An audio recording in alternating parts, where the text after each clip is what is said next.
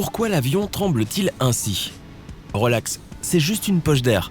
Tu as de la chance, il y a un pilote à côté de toi qui vole en tant que passager. Il en sait beaucoup plus sur les vols que toi, alors un peu de turbulence ne le fera pas broncher. Mais s'il commence à s'inquiéter en voyant du givre sur les vitres ou à renifler l'air pour une raison quelconque, eh bien, c'est là que tu devrais être en alerte. 1. L'angle de lumière. Si ton vol se déroule en plein jour, un pilote expérimenté fera toujours attention à l'angle entre la fenêtre de l'avion et la lumière qui en sort. Il sait que toute différence dans cet angle signifie que l'avion a soudainement changé de direction. Les conditions météo peuvent empêcher l'avion de suivre sa route normale. Il peut alors prendre une autre trajectoire. L'équipage du cockpit peut également changer de cap à cause d'un dysfonctionnement de l'équipement. Les gens ne sont généralement pas informés des problèmes mineurs pour éviter la panique, mais un pilote qui vole en tant que passager se rendra compte que quelque chose ne va pas simplement en regardant l'angle de la lumière. 2. Odeur bizarre. Lorsqu'un pilote est aux commandes d'un avion, il peut comprendre que tout se passe comme il se doit en écoutant simplement les sons que l'avion émet. Un son bizarre et inhabituel est un signe évident que quelque chose ne va pas. Lorsqu'il est assis dans un siège passager, il ne peut pas se fier à ses oreilles, car la cabine est en grande partie insonorisée. C'est pourquoi les pilotes sont attentifs au deuxième signe de problème le plus important, l'odeur. Aucune porte ne peut empêcher les odeurs de se propager. Certaines odeurs, telles que la surchauffe du moteur, le carburant ou le liquide hydraulique, sont facilement reconnaissables pour un professionnel. Et les pilotes ne savent que trop bien que de telles odeurs peuvent indiquer qu'il y a des problèmes avec les systèmes de stockage de carburant ou le moteur. 3. Routine d'atterrissage. Les pilotes et les agents de bord doivent suivre une routine stricte et précise quant à l'atterrissage. Les volets des hublots doivent s'ouvrir, les sièges et les tablettes sont mis en position verticale, les ceintures de sécurité doivent être bouclées, des annonces sont faites, les pilotes expérimentés connaissent le timing à la seconde près. Mais ce à quoi ils prêtent attention, c'est à quelque chose de différent. Lorsqu'un avion est sur le point de descendre en dessous de 3000 mètres, l'équipage du cockpit met l'avion à niveau. Le pilote assis dans un siège passager ne peut qu'imaginer cette procédure et passer également en revue la liste de contrôle. Si quelque chose ne va pas, il le remarque immédiatement. 4. L'emplacement de sortie le plus proche. La plupart des grands voyageurs ne prêtent pas attention aux informations de sécurité rappelées par les agents de bord, notamment l'emplacement des sorties de secours. Les pilotes prennent l'avion bien plus souvent que les voyageurs réguliers, mais ils vérifient toujours où se trouvent ces sorties et combien de temps il leur faudrait pour se rendre à la plus proche. Ils essaient également d'évaluer la distance, ou le nombre de rangées qui les séparent de la sortie, car en cas d'urgence, l'endroit risque d'être sombre, enfumé ou même à l'envers. Si un passager ne s'est pas préparé au préalable, il ne pourra pas trouver la sortie, ouvrir la porte et s'échapper. Si les pilotes font attention à l'endroit où se trouve la sortie de secours la plus proche, peut-être devrais-tu faire de même. 5. Givre. Certains passagers sont tétanisés aux premiers signes de turbulence, mais les pilotes ne s'en soucient pas plus que ça. Les turbulences ne risquent pas de provoquer un accident, si tu es attaché tout naturellement. Ce qui les inquiète, c'est le givre.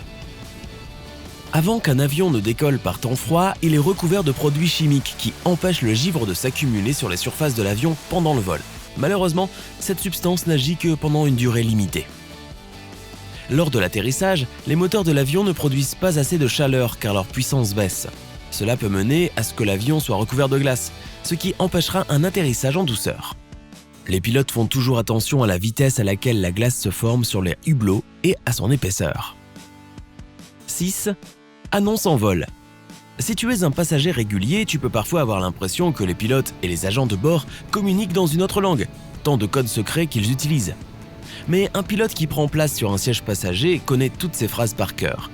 En écoutant l'interaction de l'équipage, il peut comprendre ce qui se passe pendant le vol et si quelque chose ne va pas. Par exemple, lorsqu'un pilote entend l'équipage annoncer « Nous sommes actuellement en train de traverser une poche d'air », il sait que l'avion va être perturbé par des secousses. Et pour les autres passagers, une poche d'air semble beaucoup moins alarmant que des turbulences. D'ailleurs, en parlant de turbulences, les pilotes ont tendance à soupirer quand ils entendent les passagers exagérer le danger. L'idée d'un avion qui chute sur des centaines de mètres est extrêmement éloignée de la réalité, disent-ils. Même pendant les turbulences les plus fortes, l'avion change rarement d'altitude sur plus de 6 mètres, dans un sens ou dans l'autre. Une autre chose qui les amuse est la façon dont les passagers perçoivent les décollages et les descentes. Ils ne sont jamais aussi raides que ce qu'un non-professionnel peut penser. Le nez de l'avion est généralement orienté à 5 degrés vers le bas et à 20 degrés vers le haut au maximum. Quoi qu'il en soit, revenons-en à d'autres choses auxquelles les pilotes sont particulièrement attentifs. 7. Message de retard.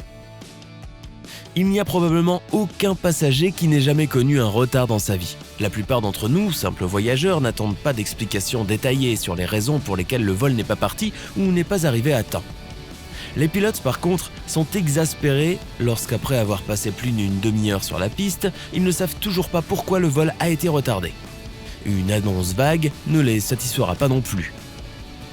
Les retards ne sont généralement pas causés par des choses compliquées. Les pilotes affirment que tous les passagers peuvent comprendre la raison d'un retard et être plus patients s'ils reçoivent toutes les explications nécessaires en temps voulu et avec le bon vocabulaire. 8. Le nombre d'autres passagers et leur répartition. Les pilotes sont bien conscients de l'importance du poids combiné des passagers et de leur répartition pour l'équilibre de l'avion. C'est d'ailleurs la principale raison pour laquelle tu n'es pas autorisé à changer de siège, sauf si un agent de bord te donne le feu vert, car tu peux perturber l'équilibre de l'avion. Ainsi, quand un pilote vole en tant que passager, il vérifie automatiquement comment les autres personnes sont assises dans la cabine. Non seulement les pilotes, mais aussi les agents de bord doivent faire attention à certaines choses lorsqu'ils ne sont pas en service. Mais les membres du personnel de cabine se concentrent surtout sur les détails liés à leurs responsabilités. 9. Son ding. Les sons que tu entends dans la cabine pendant le vol ont leur propre signification. Les agents de bord connaissent par cœur la signification de chaque ding. Tu peux entendre un certain nombre de dings lorsque le signal de ceinture de sécurité s'allume et s'éteint. Dans la plupart des avions, un Boeing, peu après le décollage, indique que le train d'atterrissage est rentré. 3 dings consécutifs signifient une plus grande urgence qu'un seul. Je dois y aller. Une tonalité haute-basse avertit les membres de l'équipage que leurs collègues ont besoin d'eux dans une autre partie de l'avion. 3 tonalités basses informent de sérieuses turbulences à venir. Les membres d'équipage sont censés ranger les chariots avec les plateaux repas, prendre place dans leur siège et attacher leur ceinture de sécurité. 10. L'endroit les plus sales de l'avion. Que répondrais-tu si on te demandait quel est l'endroit le plus sale dans un avion ? Non, ce ne sont pas les toilettes, ni la pièce des WC, ni le siège. Les agents de bord savent qu'il faut être particulièrement prudent avec les repose-têtes, les pochettes des sièges, les tablettes et les ceintures de sécurité. Des expériences ont montré qu'un tiers de toutes les ceintures de sécurité avaient des bactéries et des moisissures dessus. La plupart des tablettes étaient recouvertes de bactéries et les pochettes des sièges étaient carrément sales. De nombreux échantillons contenaient des moisissures et des bactéries nocives. Mais les repose-têtes étaient les plus sales de tous. Les agents de bord n'ont tout simplement pas le temps de les changer ou de les désinfecter entre 2 vols. 11. Emplacement des toilettes.